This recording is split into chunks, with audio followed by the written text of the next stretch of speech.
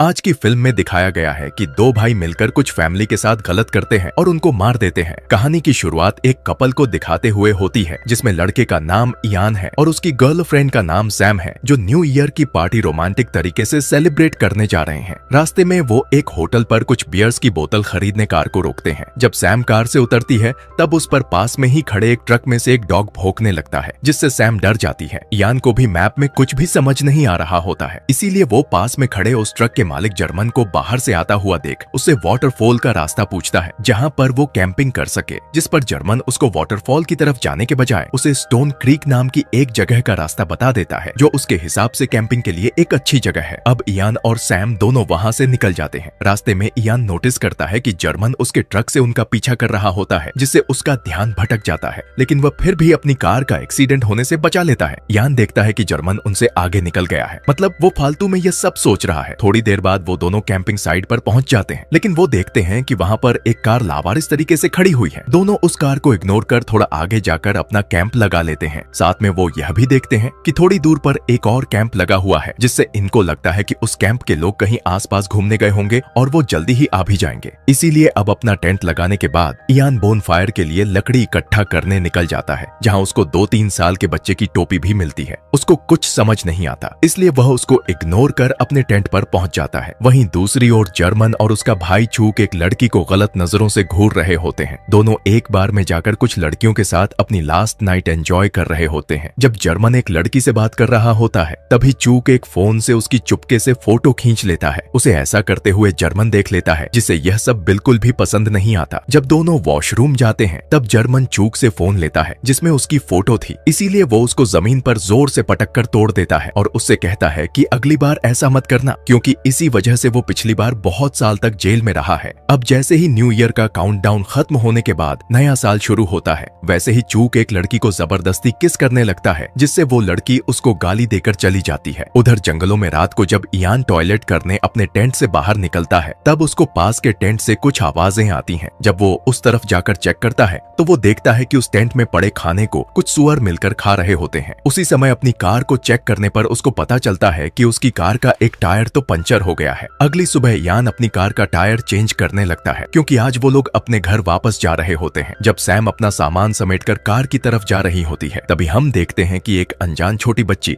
Sam का दौड़ दौड़ कर पीछा करने लगती है, जिसे सैम नहीं देख पाती। पर थोड़ी दूर तक पीछा करने के बाद वो बच्ची दौड़ते हुए वहीं गिर जाती है। थोड़ी देर बाद जब सैम कुछ सामान लेने टेंट की तरफ फिर से जाती है तब उसको वो छोटी बच्ची बेहोश पड़ी हुई मिलती है, जिसको देखकर ऐसा लग रहा था कि जैसे इसने कुछ दिनों से कुछ खाया ना हो। जिस पर सैम इयान को बुलाती है। इयान सैम को बच्ची का इलाज करने के लिए मेडिकल किट लेने भेज देता है और उसका इलाज करके सैम और इयान दोनों अपनी कार की तरफ उस छोटी बच्ची को लेकर पहुंच जाते हैं। उनकी कार खराब हो चुकी थी, इसीलिए इयान सोचता है कि वो पास में खड़ी कार से निकल जाए। तभी वहां पर एक कार आती है जिसमें चूक होता है, जो जर्मन को गोन हंटिंग का लेटर लिखकर घर से निकला था। चूक का लेटर पढ़ते ही जर्मन भी वहां से निकल जाता है, क्योंकि उसको पता था कि चूक कुछ ना कुछ गलती करके उसको फंसा देगा। उधर चूक को देखकर इयान और सैम उससे मदद मांगते हैं और उससे कहते हैं कि उनको यहाँ पर एक बच्ची मिली है। उस बच्ची को देखते ही चूक थोड़ा घबरा जाता है और उनसे कहता है कि उसने इस बच्ची के परिवार वालों को स्टोन क्रीक की तरफ जाते हुए देखा था। चूक उनको बोलता है कि वह उनके साथ इस बच्ची के परिवार वालों को ढूंढने उनके साथ जाएगा। इयान सैम को उस बच्ची के साथ उसकी कार में छोड़कर स्टोन क्रीक की तरफ निकल जाता है। चूक अपनी कार से गन में निकाल लेता है और इयान को बताता है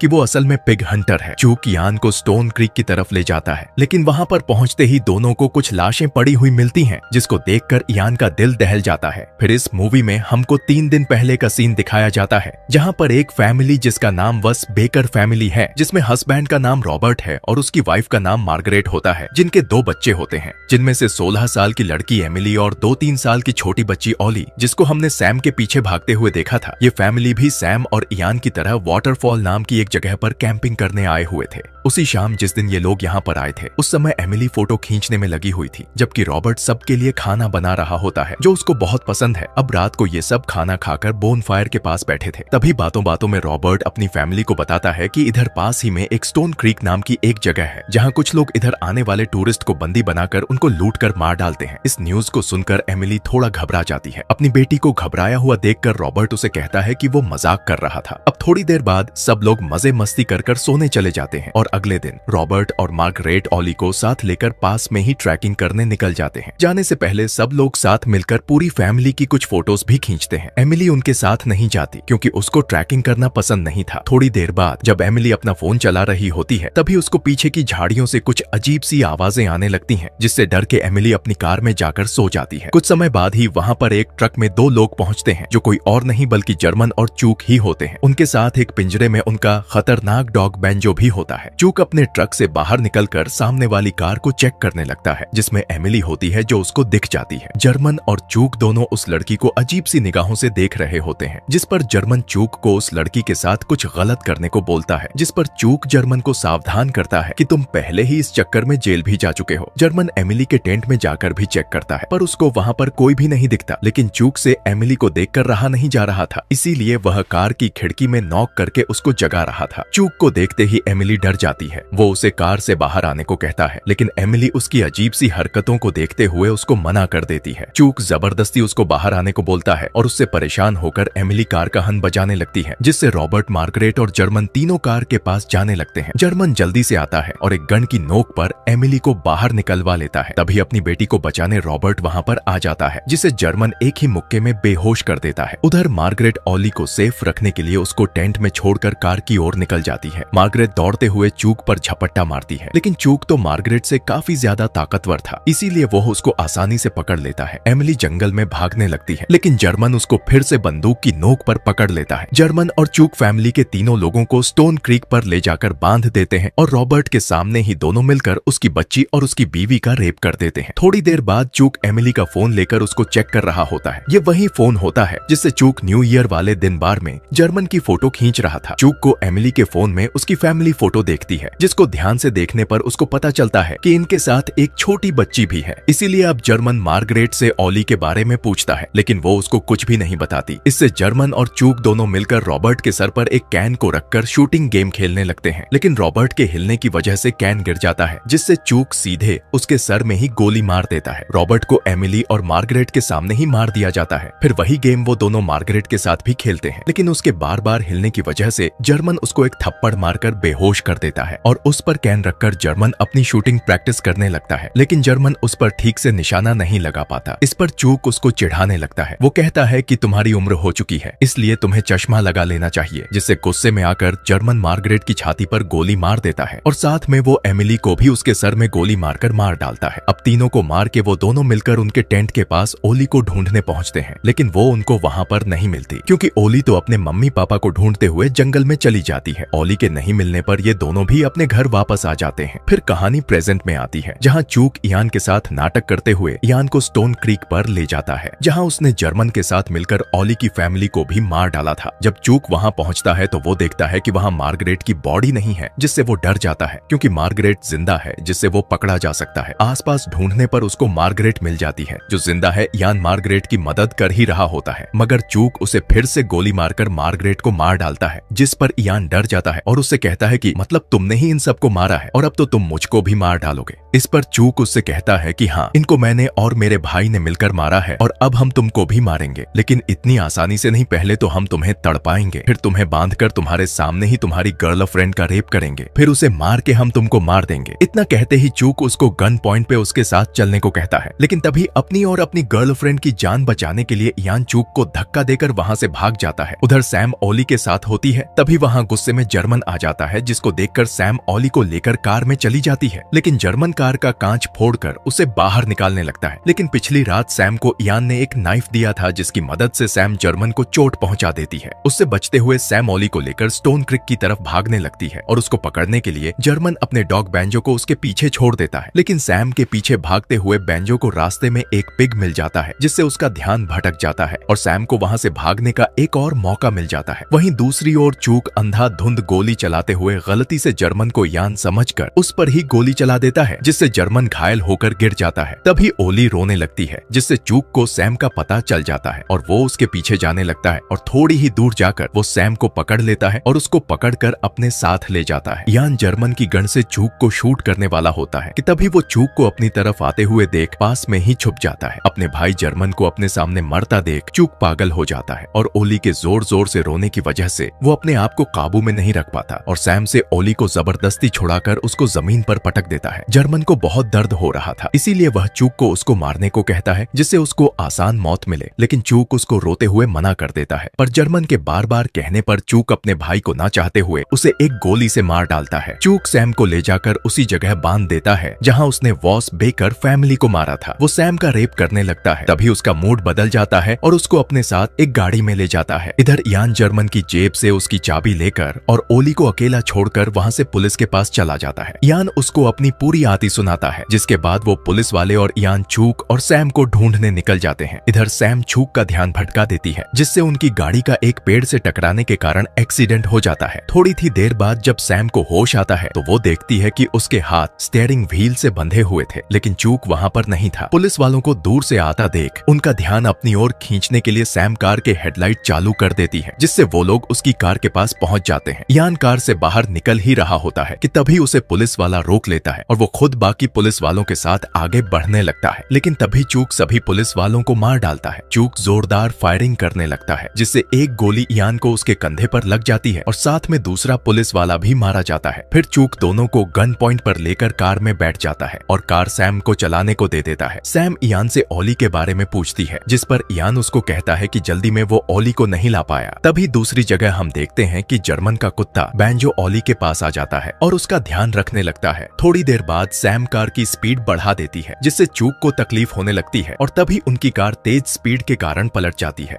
जिसमें इयान बेहोश हो जाता है, जबकि चूक और सैम में बाहर निकलते ही जोरदार लड़ाई होने लगती है। मौका पाते ही सैम एक बड़े पत्थर को उठाकर चूक को तब तक मारती है जब तक उसकी खोपड़ी के टुकड़े नहीं हो जाते, जिसके अगले सीन में हमें सैम और इयान दोनों एक अस्पताल में दिखाए जाते हैं जहां उनका इलाज चल रहा होता है। अब आपको लग रहा होगा कि ओली के साथ क्या हुआ। दरअसल उसके साथ जर्मन का कुत्ता बैंजो मौजूद है और जब तक कोई भी इंसान उनको ढूंढ नहीं लेता तब तक बैंजो ही उसका ध्यान रखेगा। जर्मन और चूक दोनों साइको थे जो घूमने आए हुए टूरिस्ट को लूटते थे और लड़कों के सामने मिलकर उनकी गर्लफ्रेंड, बीवी और बेटियों का रेप करके उनको तड़पा तड़पा कर मार डालते थे। तो इसके साथ ये कहानी यहीं पर खत्म होती है। Thanks for watching.